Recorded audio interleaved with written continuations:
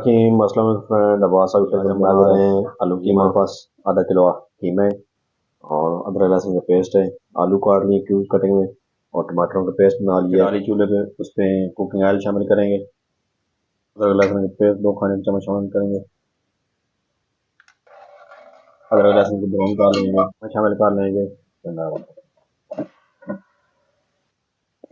कीमे उसे अच्छी तरह भून लिया और इसमें स्पाइस जीरे के खाने चम्मच शामिल कर लेंगे।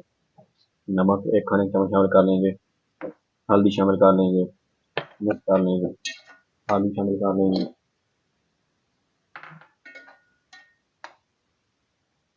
10 मिनट के लिए ढक्कन लगा देंगे। मटन पेस्ट शामिल कर लिया है और 20 मिनट के लिए ढक्कन लगा देंगे।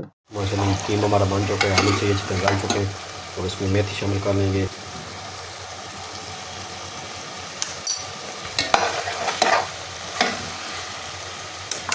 5 मिनट के लिए ढक्कन लगा देंगे।